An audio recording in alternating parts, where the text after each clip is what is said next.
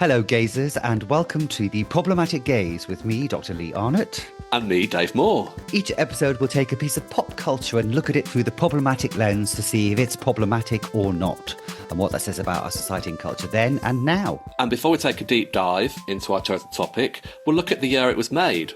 We'll look at the news events, we'll look at what was on the TV landscape, and we'll also have a look at the pop charts to put our chosen topic into context.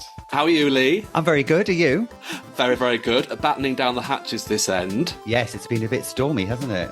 Storm Bert. Bert, he was had me up all night, that Bert, I tell you. Me too, my Bert was banging away at my doors. I had to get up. Oh, relentless. I had to get up and shut that door because it was banging and it kept me awake. And then I slept through till 10 o'clock this morning, which is unheard of for me. So yeah, I'm feeling very, very bright and bushy-tailed.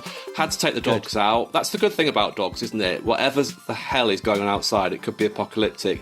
Got to get the dogs out. You need to get dogs that take one look at the door and go, nah, like mine does. When it's apocalyptic outside, you're just like, you're joking. I'll go in the garden, thanks. So it has only been a couple of days since we recorded our last podcast, hasn't it? After the debacle, which we now refer to as non-recording gate. Yes, yeah. So do you have any news?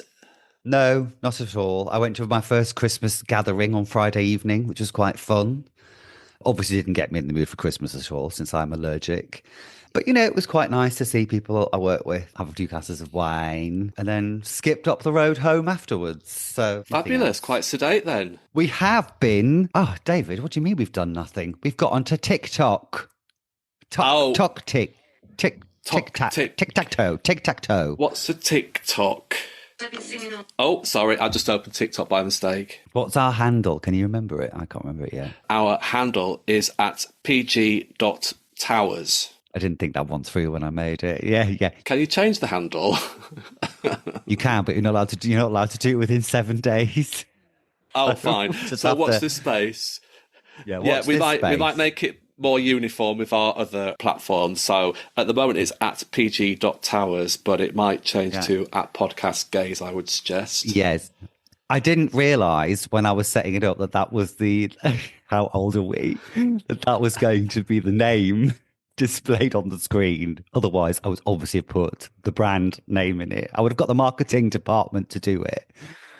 But yeah, I know. What are the marketing department doing at the moment? Fuck all, love. Fuck all, as usual. But I will be watching a tutorial after we've recorded about how to build your TikTok profile. So that's my plan for when we finish here. So yeah, we're on TikTok excitingly. We're embracing it. Yes, we are. We've got five little TikToks. Is that what you call them? We've got 5 talks. We've got 5 ticks. Well, who knows? Fuck it. We've got 5 videos on there. We will get familiar with the old lingo eventually, won't we? The only thing I'm doing at the moment is looking at 3 massive bags of rhubarb. I want to make some rhubarb gin for Christmas because I think that'd be a little alternative to my slow gin, which is already brewing at the moment. I could already see the local headlines of a strange poisoning case in Westmore. People falling violently ill for Christmas. Bleeding from every orifice. I think you have to be quite careful with rhubarb. You can poison people quite easily. If you screw up the master plan, the Royal Albert Hall, and this time next year millionaires, because you've poisoned everybody with rhubarb, I will not be happy. And you'll not be able to do this inside, love. I'm telling you that right now. It might be just you headlining the Royal Albert Hall in January 2026. Can we get Natalie Cassidy on the phone, please? Anyway, we're going to crack on. We normally do our mailbag, but we have got a lot to talk about this episode. It's jam-packed. So, Lee, I can see you're like a little coiled spring. You're like a hen in a hot girdle. Why don't you tell us what we're going to be talking about this week? Today, we're talking about Doctor Who. Yay! Why don't you just tell us what Doctor Who means to you? Just sum it up in a nutshell. In a nutshell, Doctor Who as something that has always been with me since I was a child, which I've always loved, and which I can mark through its history, the various stages of my own life. So, for example, the episode we're looking at today, I know exactly what I was doing in the 5 minutes after this episode, which I'll explain later. When VHS tapes came out on certain dates, I can pinpoint where I was, when I was, who I was with, blah, blah, blah, blah. So all my life, Doctor Who has been there. And I just adore it so much. Even in the dark, lean years when there was no Doctor Who on the telly, I kept the faith very quietly, but I kept the faith. And watching the show now, oh God, you started me off. Here we go. 1 second, caller. Watching the show now engenders exactly the same feelings I always had in it when I watched it as a 5-year-old, as a 15-year-old, as a 25-year-old, as a 35-year-old, as a 52-year-old. Exact same kind of bundle of joy and anticipation. How wonderful is that? If you could see Lee's face now, it's just a glow, positively a glow. So that's great. Yes, I am a Doctor Who fan myself, and I do actually pump you quite often for information, guys. For information about Doctor Who, because Dr. Lee is a walking oracle on all things Doctor Who, and whenever we chat, I get some juicy tidbits out of him. So yeah, I do watch Doctor Who myself. I am a fan, but I am by no means as huge a fan as Dr. Lee is. So anyway, just tell us what we watched. We watched a 4-part story from 1979 called City of Death that was first broadcast between September and October. The serial was written by a pen named called David Agnew, who's actually a pseudonym for a guy called David Fisher, Douglas Adams, Hitchhiker's Guide to the Galaxy, and Graham Williams. And it was directed by Michael Hayes. And it's often regarded as a classic of the classic series. Okay, so before we go any further, I think for our gazers who aren't familiar with Doctor Who, we should give a little brief synopsis about Doctor Who. Now, Lee, are you happy for me to give a little synopsis that I've prepared? Yes. Okay. I think you're going to like it. Go on. It is in very general terms, because obviously we'll be taking a deep dive later on, but I can feel his eyes boring into me as we're doing this. Just read it. Okay, here we go then. Okay, so without notes, Doctor Who is a British science fiction television series broadcast by the BBC since 1963. All right so far? So far, that's good. The series was created by Sidney Newman, C.E. Webber and Donald Wilson, and depicts the adventures of an extraterrestrial being called the Doctor, part of a humanoid species called Time Lords. The Doctor travels in the universe and in time using a time-travelling spaceship called the TARDIS, which externally appears as a British police box.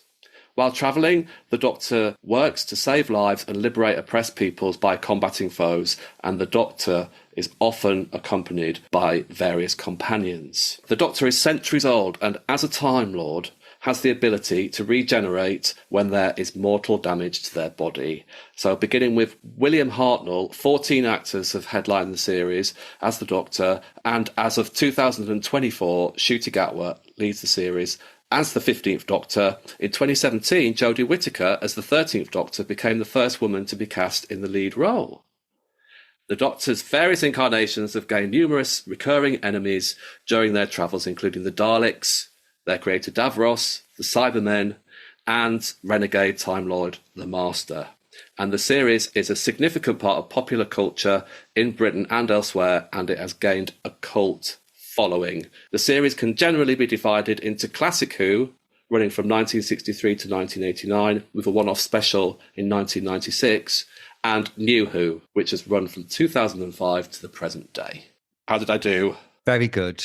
Very succinct. And just to elaborate a bit on what you talked about, its place in popular culture in this country, Doctor Who is one of the few brands where it has some of its elements are recognised by, they get like 95% brand recognition. So out of asking the general public, even people who've never seen Doctor Who, 95% of people recognise what a Dalek is. They'll just know what a Dalek is.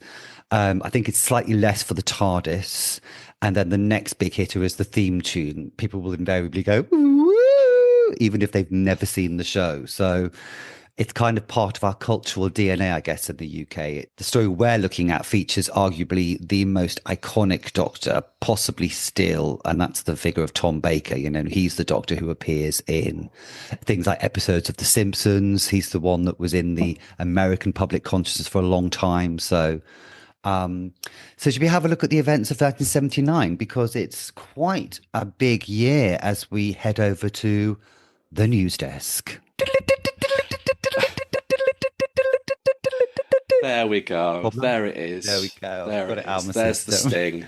What is the Winter of Discontent, Lee? Well, let's just say, because this is a tumultuous year for Britain, and the start of the year, it's pretty much strikes everywhere. Lorry drivers go on strike, which will cause huge shortages of heating oil and fresh food and will force schools to close in February. British rail workers begin striking. Public workers go on strike in January as well. And it's become known as the winter of discontent, and the government's in real trouble. And the Prime Minister, James Callaghan, comes back from an international summit to Britain, basically boiling over. Everybody's really unhappy. And The Sun famously has a headline with him just saying, crisis? What crisis? You know, it's like this guy has no idea what's actually happening to the country as it seems to just grind to a halt. And so consequently, in March, there's a vote of no confidence in James Callaghan and his government. And then a general election is called. And it does mean that on the 4th of May, the Conservatives win the general election and Margaret Thatcher becomes Prime Minister, you know. Oh, here she is. Here she is, the bad penny herself, turns up when she doesn't want to be turned up, you know. No, but she's going to have a huge impact on Britain for the next decade, you know, and onwards. So, yeah, it was a really miserable start to the year. Do you remember much of the strikes? I remember power cuts when I was a kid. I remember power cuts, watching your favourite telly programme. I mean, I was only 5 when this happened, but I do remember my mum delving into underneath the cupboard to get the candles out. Yeah. Everybody had to have candles, didn't they? But yeah, big things happening in the UK at the start of the year, and huge political changes. In other news, on the 2nd of February 1979, Sid Vicious, the former Sex Pistols guitarist, is found dead in New York after apparently suffocating on his own vomit as a result of a heroin overdose. He was 21 years old. And he was on bail for second-degree murder for the murder of his girlfriend, Nancy Spungen, who was found stabbed to death in a hotel room on the 12th of October the previous year. So, yeah, when I went to New York, we went to have a look at the hotel, obviously, on our little morbid round of deaths in New York. I can't remember what the name is now, but yeah, we stood outside and gawped. I didn't really register, but I knew about it because my Auntie Lynn, I think she must have been like 14 or 15 at the time, but she was obsessed with the Sex Pistols. She had a gerbil called Sid Vicious, and she must have been about 14, I think. But when her gerbil died, we had to bury it in Nana's garden. She was devastated, but she was really into the punk, my Auntie Lynn. She used to have her hair like Susie from Susie and the Banshees, and she was obsessed with Sid Vicious. So in other kind of grim news, in April, Josephine Whittaker, a 19-year-old bank worker, is murdered in Halifax, and police believe she's the 11th woman to be murdered by the Yorkshire Ripper. And then in September, another woman, 20-year-old student Barbara Leach, is found near Bradford and is believed to be the 12th victim. So that's 2 killings this year, like 5 months apart. You know, it's what we said earlier, one of the earlier stories. You know, it was terrifying, wasn't it? Yeah. And we also talked, didn't we, about originally he was kind of murdering sex workers, wasn't he? But obviously he's gone on to murder bank workers and students, etc. And that's when the public really started to take notice, wasn't it? Yeah.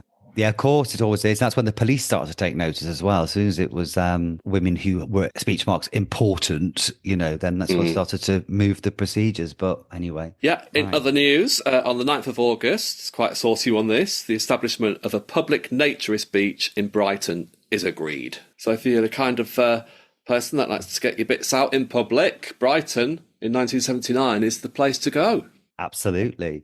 And throughout August and until October, and speaking of strikes go on all year in all kinds of industries. The entire ITV network in the UK is shut down by a technician strike for 2 months, which is one of the reasons why this episode of Doctor Who we're watching is the highest rated among the show, because there's literally nothing on ITV at all. And the strikes will affect Doctor Who recording schedule, which I don't need to go into because no one else is interested apart from myself. In the 27th of August is a big one. Lord Mountbatten is assassinated by the Provisional IRA when they bomb his boat. He's holidaying in Ireland. This was huge. This was a massive PR hit for the IRA. This was showing the establishment that, wow, they could hit targets. I mean, Mountbatten's related to the Queen. You know, was very close to Prince Charles. And for them to be able to do this was really eye-opening. And for the IRA, it kind of leads directly into their Brighton bombing in 4 years later in Brighton when they bombed the Conservative National Conference, nearly killed Mrs. Thatcher, you know. So this was a massive shock. So why don't we take a look at the TV events of 1979? I see on the 16th of January, David Attenborough's innovative nature documentary Life on Earth debuts on BBC Two. I mean, he was just a powerhouse, wasn't he, David Attenborough, and continues to be to this day. Absolutely. On the 18th of January, Blankety Blank makes its debut on BBC One, hosted by Terry Wogan. That was a staple, wasn't it, on Saturday nights? Oh my God, yeah, totally. Lots of interesting programmes make their debut in 1979. On the 25th of February, children's series Wurzel Gummidge. I love you, Aunt Sally.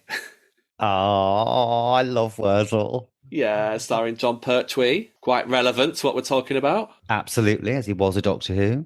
But John Pertwee always said that Wurzel was his favourite role because of the way it connected with children. And I loved Wurzel. I had the Wurzel album. Yeah. I could speak fluent Wurzelese. Yeah, it was just great. And another legendary piece of telly in March, Tales of the Unexpected, makes its debut on ITV. I love myself a bit of Tales of the Unexpected, or as they became later known as Tales of the Very Much Expected. As the quality of the series got progressively worse. You're a bit of a fan, aren't you, as well? Yeah, I'm a bit of a fan, and my sister is too. I think you used to watch it with her, didn't you? Yeah, we did. When you two lived together for a short time. Yeah, I mean, this just takes me right back to my childhood. The opening credits with the lady dancing, the silhouette of the lady dancing, and actually they were quite scary, some of them, weren't they, when you were a kid? I mean, looking back at them now, they're just a real snapshot of the time, aren't they? Filmed all around Norwich, apparently, as my husband likes to keep reminding me. Yeah, really random. Incidentally, I'd ended up having a little assignation with a guy once, many, many, many, many years ago, and who turned out to be his mum was the woman in the Tales of the Unexpected credits. That was her dancing around. It was his mum. I was genuinely a bit starstruck. That close, David. That close. Yeah, brush with fame there you had. Yeah. Early brush with fame. 10th of July, the supernatural science fiction series, another personal favourite of mine, Sapphire and Steel, makes its debut on ITV with Joanna Lumley, friend of the pod, and David McCallum. I love a bit of Sapphire and Steel. We'll still happily watch that and slash reenact it around my house if I've had a bit too much from.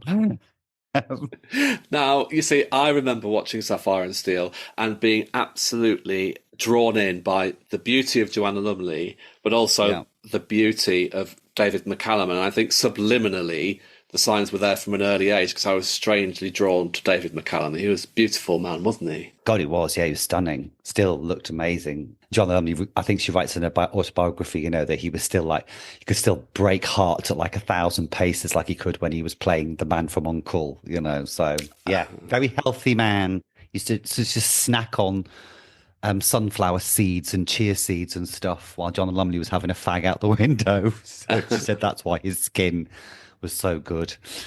On the 3rd of September, Battle of the Planets, the US adaptation of the popular Japanese science fiction animation series Gatchaman, makes its debut on BBC One, and it's shown until 1985. Yeah, a staple, wasn't it, of get home from school, put on BBC, and there was a kind of a couple of hours of children's programmes, wasn't there? And Battle of the Planets featured heavily in that. Yes, I seem to remember fancying one of the boys in it. I seem to remember, I couldn't remember which one, but I loved it. And another thing I loved, in September, the BBC One began showing the US kids series, The Red Hand Gang. Remember The Red Hand Gang? Yeah, I do. Oh, did they go around on chopper tomahawk they did. bikes? Yeah, they did. And then on the 16th of October, the comedy sketch show Not the 9 O'Clock News makes its debut on BBC Two with Rowan Atkinson, Pamela Stephenson, goddess in my eyes, Mel Smith and Griff Rhys-Jones. I love Pamela Stephenson's reenactment of Kate Bush videos. Oh, it's funny though, because Not the 9 O'Clock News starts in October, as on BBC Two, the sitcom Terry and June makes its debut on BBC One. There's the two sides of the comedy coin of 1979 for you, Terry and June, which is also great fun. And of course, starring the legend that is June Whitfield. And Terry Scott, of course, obviously. And another friend of the podcast next, David, look. Yes, 25th of October, the episode Basil the Rat, which is the final episode of the John Cleese sitcom 40 Towers, is broadcast on BBC Two. Now, we may be talking about John Cleese a little bit later on, might we? I think we certainly should. I think we certainly will. Monkey, the Japanese martial arts fantasy series, makes its debut in November on BBC Two with dubbed English language. I used to love Monkey. It was the craziest crock of nonsense you've ever seen in your life, but I absolutely adored it. All the kids would jump around off gates and go, Monkey magic, and do that. blowing your two fingers in front of your lips because we thought we were monkey. Monkey! Oh, that was great. Loved it. And then on 11th of November, the last episode of the first series of the sitcom To the Manor Born on BBC One receives 23.95 million viewers, the all-time highest figure for a recorded programme in the UK. I used to like To the Manor Born as well. Again, Penelope Keith, goddess. Yeah, goddess. Okay, so let's have a look at the official singles charts from the week commencing 16th of the 9th, 1979, which was the week that the first episode of City of Death, Doctor Who, was broadcast. Okay, what have we got in the top 40 then? Well, we've got Donna Summer at number 38 with Dim All the Lights. She's the queen of disco at this point in time. Oh, number 35 is a classic. Status Quo, Whatever You Want. I love the Quo. I just think they're brilliant. I mean, it's not like something I like walk around listening on my iPod. Get me iPod. Where am I? Fucking 2009. But yeah, I do. It just brings back many happy memories, Status Quo. Yeah, me too. I mean, what a way to make a career out of. But their early stuff's really good. It's really interesting before they get stuck in their one chord groove. Don't diss the Quo. I'm not dissing the Quo. I really like them, but, come on. Top 30. Get it right the next time, Joey Rafferty. It's not the song I think it is. I'm just going to gloss over it. Oh, I know that one. I know that one. I thought I did, but I don't think get it right this time. Da-da-da-da. Number 29. Don't Stop Till You Get Enough, Michael Jackson. Since You've Been Gone by Rainbow at number 26. That's quite a good song. Since You've Been Gone. Number 25 is an interesting title. Slap and Tickle. Oh, we all like a bit of slap and tickle, don't we? By the Squeeze. Number 24. Boomtown Rats, I Don't Like Mondays. Yes, that was that their first one? I don't know. Yeah, I think so. And that was number 1 as well. Friends of the podcast, number 20. Lost in Music, Sister Sledge. Oh, yeah. The Special, aka number 19 with Gangsters. That's how ska movement's kicking off at this point. Number 11, Strut Your Funky Stuff by Frantique. That was quite a cool one. Remember that one? No. Strut your funky stuff. No. Oh, yeah. Yes. Strut your funky stuff. Yeah, you know it.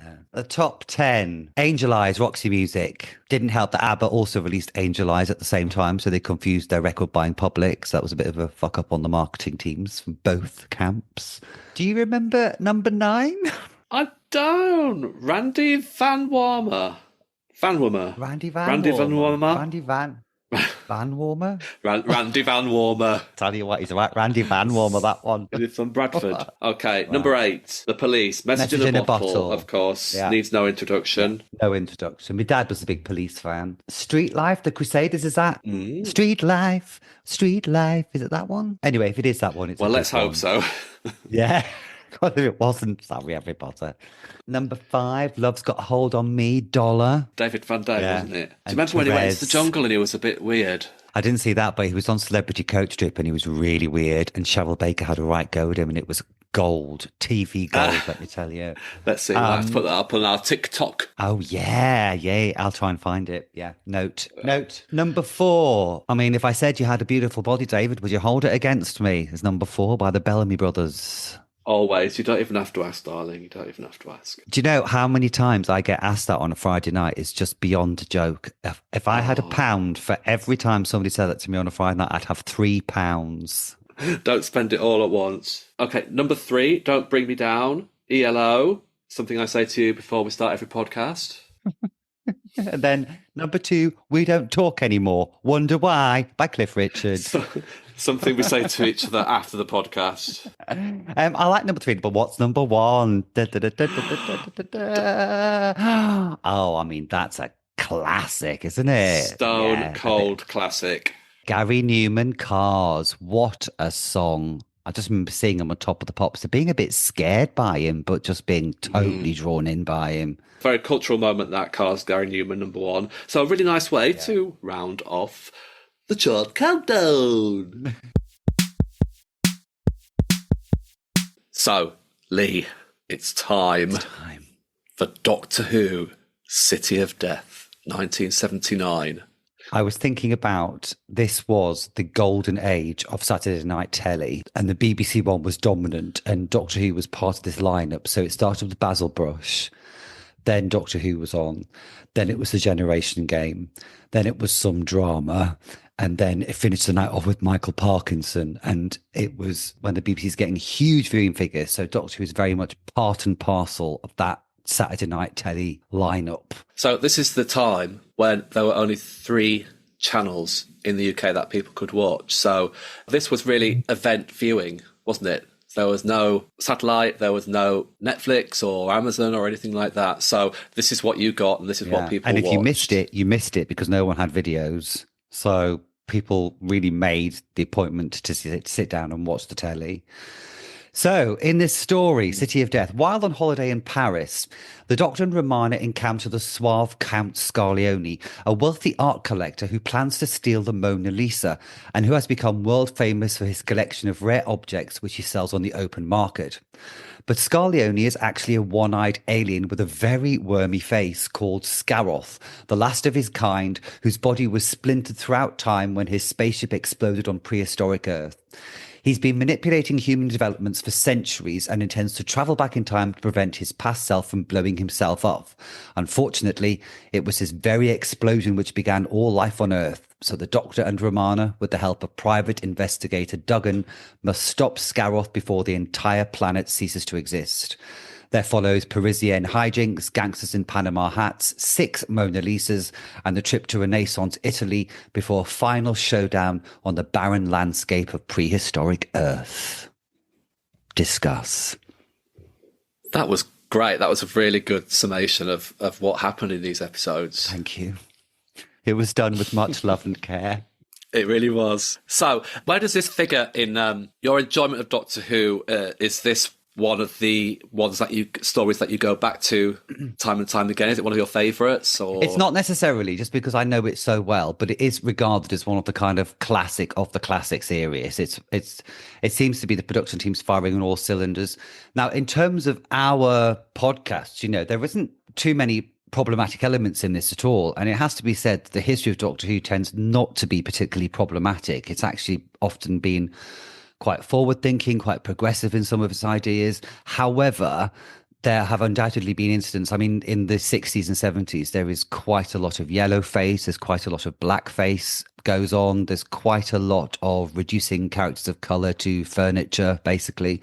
Its treatment of women in the classic series, sometimes the female companions really got the short end of the stick.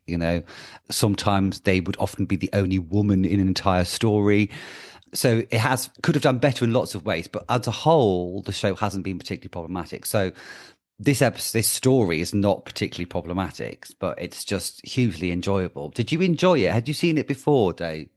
I had seen it before, but like with a lot of Doctor Who, I tend to put it on and then only be half watching it. I don't tend to focus hugely on it, especially the classic series. And in fact, you're probably going to hate me for saying this, but if I want to have a little nana nap in the afternoon, sometimes I put an old black and white episode of Doctor Who on because I find it it's quite soothing and helps me drift off. But that's not me slating Doctor Who at all. I mean, I love Doctor Who and I just love the premise. So we've talked before about, how gay boys kind of have this little fantasy when they're older. I mean, my birthday wishes would be that the TARDIS would materialise, Doctor would step out and say, do you want to come on a load of adventures with me? I do really enjoy Doctor Who. And this 4 episodes, the City of Death story in particular, when I sat back and watched it with my problematic gaze head on and really concentrated on it, I really enjoyed the episode. There were so many elements to watch, which I'm sure we'll kind of go through one by one. But I have to say primarily what I really enjoyed about it was that it was a great story, really tight script, and sometimes in Doctor Who, what I find is a lot of the scientific talk, the scientific jargon is really difficult to understand. It's one thing about the modern series that sometimes alienates me a little bit because I don't understand what they're talking about some of the time. But in this story, it was really eloquently explained what the premise was about the time travel element of it and the scientific jargon, so to speak, that they use. They talked about cellular accelerators, temporal theory, reversing the polarity, which I know is kind of a running gag throughout the series. But the overall premise of it, I did understand. So that was one massive tick for me. Yeah. this is when Tom Baker is at the height of his powers here, and he is, and in fact, and sometimes he's quite difficult to control. And later on in this season, you see him being a bit undisciplined in his performance and very much becoming the Tom Baker show, rightly so, because he is magnificent. But he is one of the BBC's most popular figures at this point, and it does kind of affect his manner on set. But here, he's just magnificent, and he's sparring with his companion, Romana. Tom Baker and Lalla Ward, the actress who plays his companion, will end up getting married 18 months after the filming of this story. And it was the filming of this story that possibly put them together. So, okay, the elephant in the room is the fact the first episode is about 15 minutes of them running around the streets of Paris, because they're clearly very pleased they've been able to nip over there for a bank holiday weekend and do some guerrilla filming, which I kind of admire. But there's a lot of running through Paris, to the point there's this really annoying musical refrain. It keeps going. Da, da, da, da, da, da, da. Fans have now put on there, running through Paris, we're running through Paris. And it just goes on and on and on. Yeah, you can kind of watch them starting to sparkle off each other. And I wonder if this is the week that the Paris trip is when the deal was sealed, maybe. But anyway, the conjecture. I loved the Parisian location shots of it, and I didn't mind so much the first episode. There was a lot of it. I used to live in Paris, and it really took me back to a lot of the locations. I could spot where they were, just travelling on the RER and the metro, etc. It really brought back this romantic notion of Paris. And actually, my other half, who's besotted with cars and classic cars, walked past as I was watching it, and he was glued to it because he was naming all the cars and everything. So it was a real snapshot in time. 1979 Paris. I really enjoyed that element of it. Yeah, yes, the music, which I think we'll talk about later as well, because I've got another point to make about the music. But I thought it was really nice, really romantic, and you could tell they were enjoying it, as you said. But actually, interesting enough, I was in Paris with your husband once, years and years ago, and we came across the exterior of the chateau they used, that Medusa kind of weird doorway, and I went, that looks familiar. And then it was like, bang! I was like, oh my God, it was such a thrill. Yeah. The one problematic element of this story, for me, which actually it's not really problematic in the sense that we have, but did turn out to be very problematic for Lalla Ward, the actress who plays the Doctor's companion, Romana. Lalla's character, Romana, was famous for her amazing array of outfits she chooses to wear.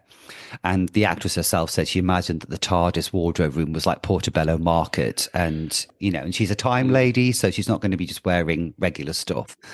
And she thought it would be a good idea to dress herself in a schoolgirl outfit for this story, because she thought it would be quite nice for all those kids who didn't want to wear their uniform, who didn't want to go to school uniform, to see her wearing it. And so she thought she might help kids, deal with that.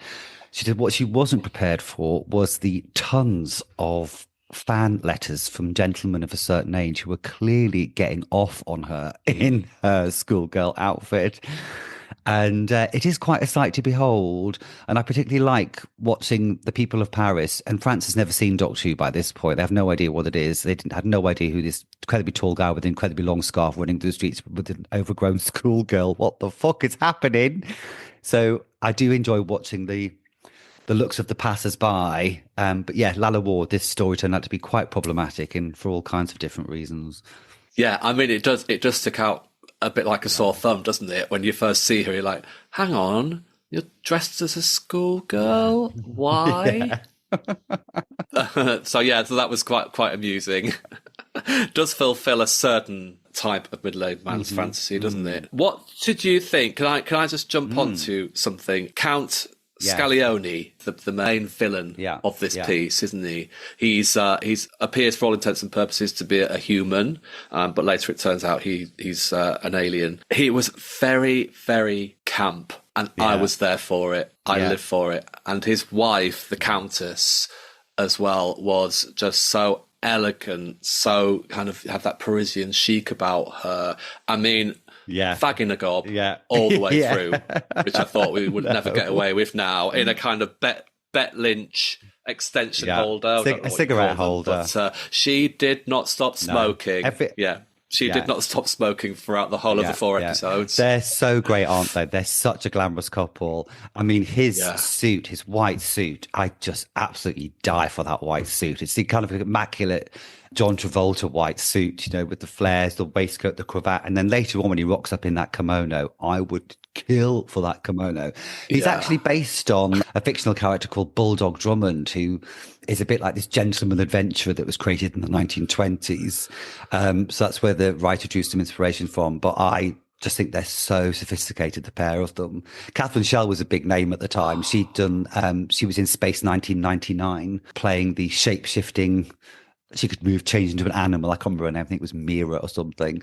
And Julian Glover, of course, is a huge name. He's been in loads of stuff and will rock up in Indiana Jones. And so, I mean, they're both really good. The cast is great. He's one of the classic of your villains back in the day. There's some conjecture because they've been married for clearly some time, but what fans have often wondered about their sex life, because clearly he's a green alien. Yes, yeah. I did. And she drops lines like, "Oh, I've had to be discreet," and we've always been playing games in this marriage, that kind of stuff. So sometimes people think, well, maybe she just thinks her husband's gay because he's downstairs in the cellar with these henchmen. So yes, because it does transpire, doesn't it, that, like you say, they've been married for several years, but she only just finds out in these episodes that he is, when he rips his plastic face off, he is a green one-eyed monster with what looks like, I have to say, green whatsits taped to his head.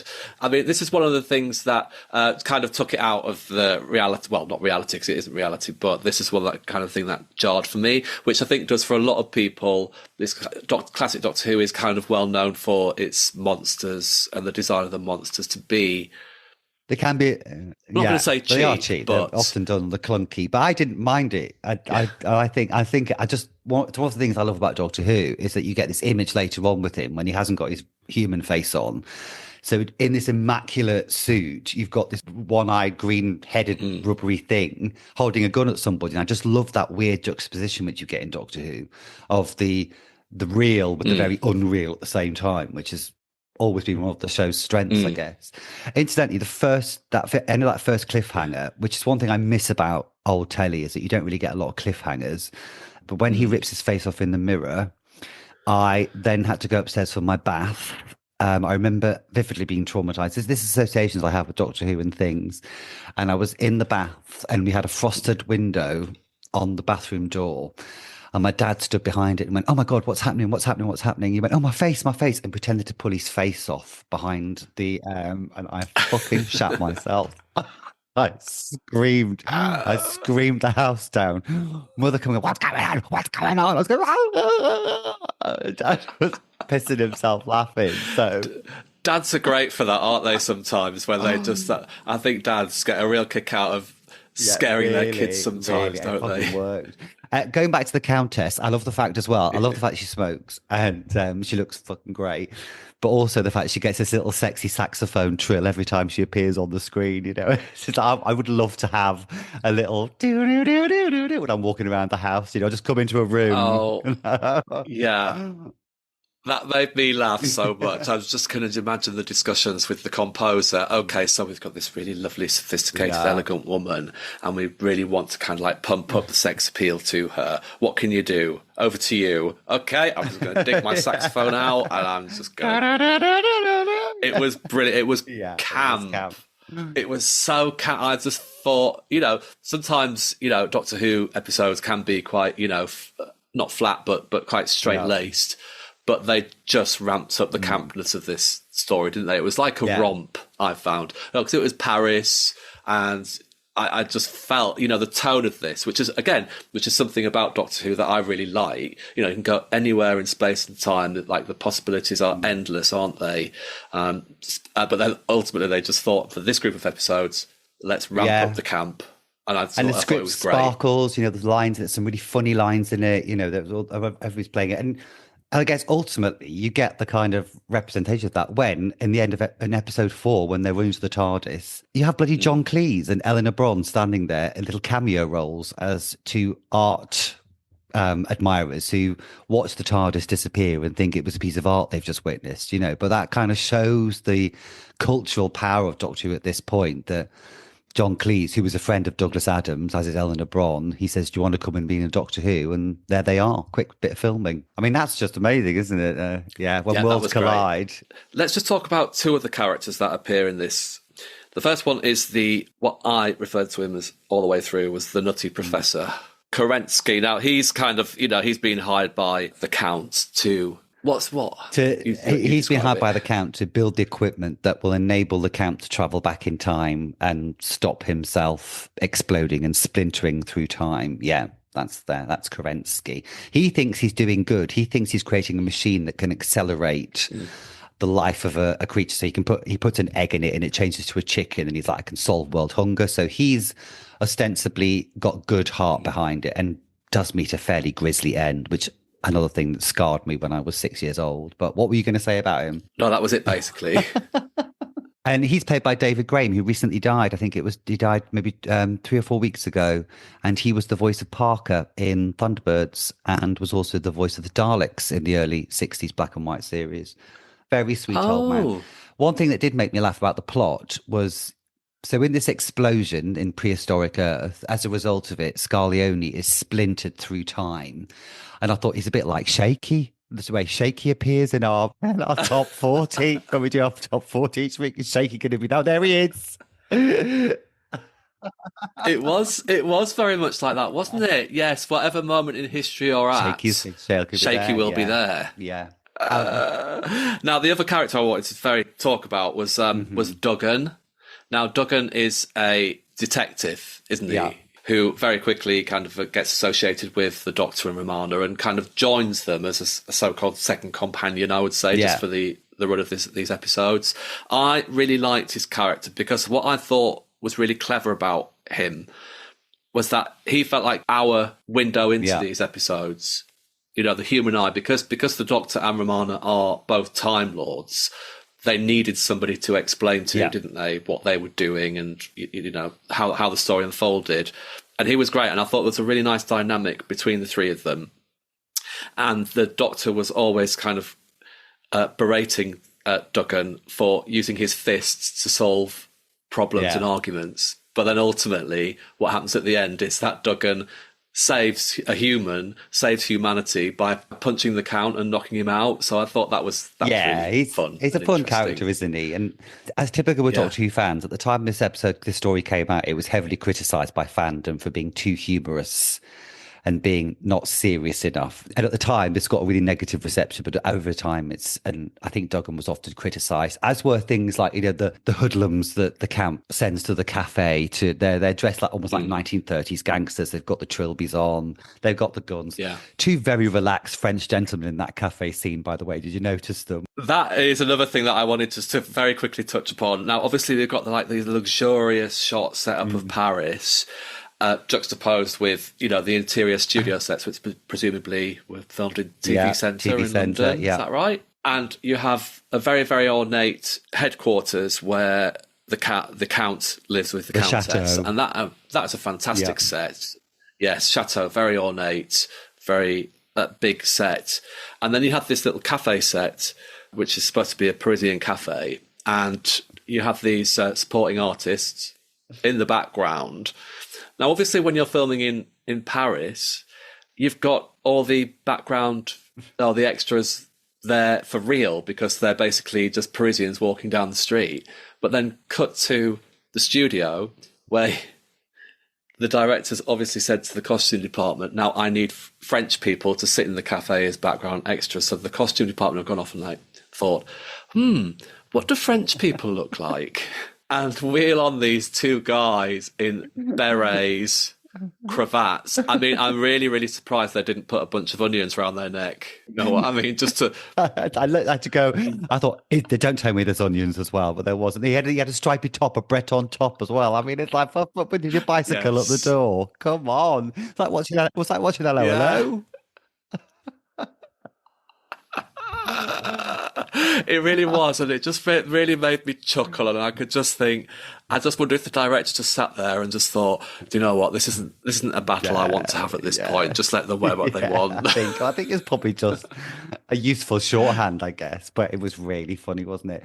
It was funny, but it was sweet as well. There are some conventions of this Doctor Who era that I absolutely love, and one is like a 70s Doctor Who lab, which has got like reel-to-reel tapes running in the background, like a 70s sci-fi lab. They're always great. They've always got lots of flashing lights, lots of blinky, twinkly, twinkly little noises going on. I would just love to be in a lab like that.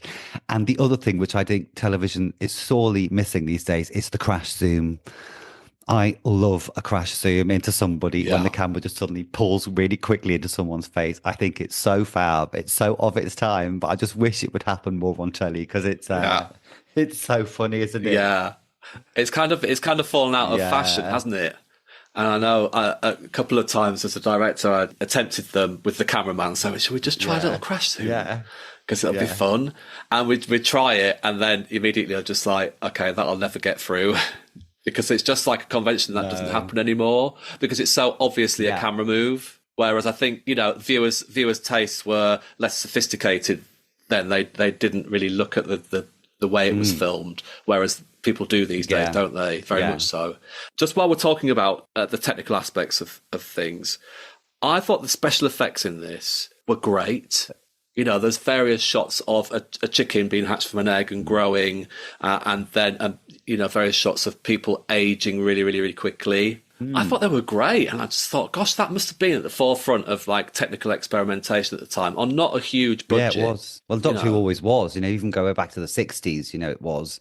The early experiments by Barry Letts, who was the producer from 1969 into what we call green screen these days, but the BBC was doing it back then and there. And then Doctor Who was really pushing some quite complex, effects. And everything's got to be filmed in studio. The special effects are done live in studio. There's no putting them in afterwards. So everybody's waiting while that image is fed into whatever. And often you've got 4 or 5 cameras all working on one special effect. So yeah, and I mean, there are some undoubtedly in the history of the show which have been not so special, more special needs, I guess. But as a whole, I mean, I thought the spaceship was fantastic, a fantastic design. That landscape, that model work, all on film, it looked really expensive, it looked really glossy. It did make me wonder. I know some Doctor Who episodes have been kind of updated with their special effects. Was that, I watched it on the iPlayer, have any been updated, or was that what was transmitted at the time? That was what transmitted at the time. Yeah, this season's had a Blu-ray release, but they didn't bother to upscale the effects because they didn't need to, because they're really good, more than adequate for, and they don't alienate modern figures. I think modern viewers, if anything, it's the running through Paris, which might alienate. It was a novel thing in 1979, bless them. And you get a bit of location filming from Doctor Who in the next 2-3 seasons. They'll go somewhere abroad, Amsterdam, Lanzarote, and that's it, actually. But yeah, it all starts here in Paris for that dirty weekend.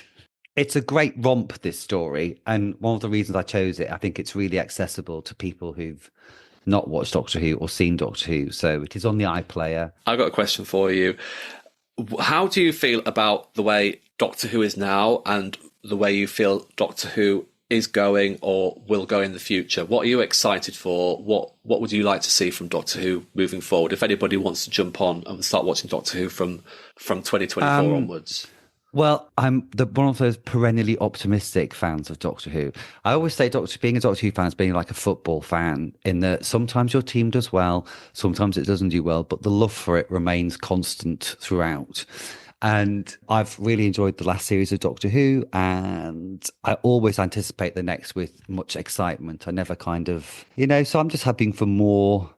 I'd like it to be scary stuff. I quite like the scary stuff as usual. Do you harbour the same love for it as you always have? You obviously look at it through different eyes now than you did when you first started watching it as a young... How old when you first started watching it? 1 month. So you look at it through different eyes now, don't you? You still got the love for it? Oh my God, absolutely. It doesn't change. I've said the feelings that when there's a new series starts, I'm like a hen in a hot girdle, and I'm so overwhelmed with emotion that I have to watch. I watch an episode and I just can't take it in because it's like, and that has never changed in me. And I remember when I was a kid, And when Doctor Who had its 20th anniversary in 1983, the BBC repeated some old stuff. They repeated the very first story. It was like a magical thing. We'd never seen any repeats. I'd never seen any repeats by that point. It was a magical thing. My mum was watching it with me, and she said, I remember watching this with your nana. And there was just this lovely feeling of like this generational thing that I still gives me the nice warm fuzzies as I watch Doctor Who. It's almost like a race memory of the generations of my mother's family watching Doctor Who as well, watching it with my great grandma. So it is one of those shows, isn't it, that you can. It's ingrained so much on, British culture and the British psyche, and internationally as well, but primarily the British psyche. And it is one of those shows that everybody knows about. So I think it's got that universal appeal. And like you say, on the Christmas Day, 3 or 4 generations can sit down together and watch this show. There's something in it for everybody. Yeah, exactly. I've got one final question for you. Rate your top 3 Doctors. It's really hard. I think favourite is going to be Tom Baker because my first, and now I know that you've mentioned you struggled with some of his stories, but Peter Capaldi is probably number 2 just because he's the most like Tom Baker. It's still a bit of a weird cultural thing for me to get my head around that I'm now older than Doctor Who's when they become Doctor Who's. That's a bit of a weird one. So Peter Capaldi felt sufficiently older, so that was nice. And then, God, that's really hard. I don't know, because I'm really struggling with that, honestly. Let's park it then. Let's park it, and maybe by next episode you will have made a decision. But I will need an answer at some point. God. Next week, what are we going to look at, Lee? Next week, we are looking at a film from 1983, which stars the fabulous Julie Walters and the equally fabulous Michael Caine, and it's called Educating Rita. This is quite a social commentary. I'm quite looking forward to this. I think this is going to speak a lot about all kinds of interesting things, as well as a powerhouse performance from Walters. I saw it maybe late 80s, but I haven't seen it since then, so it's going to be really interesting to watch. It is on YouTube, so if you wanted to watch it in advance and join in, please do. I love Educating Rita. I think it's a phenomenally funny film. 2 powerhouse performances. Julie Walters got nominated for an Oscar for it, so that's the kind of calibre we're looking at. Well worth a watch. I'm sure there will be some elements, not necessarily problematic about the film, but a lot of social commentary about what was going on at the time, attitudes towards women, attitudes towards class. So I think there's going to be a lot to dissect next week, but fundamentally it's a really, really funny film, and I'd recommend anyone to watch it. So until next week, join us on TikTok, join us on Instagram, or email us at theproblematicgays@gmail.com. We love reading your comments. So until then, Lee. Yeah, until then, I've just noticed there's a strange blue box appeared behind me, so I'm just going to go and have a little look, see what that's all about. See you next week. Okay, hopefully see you next week then, or last week, wherever you end up.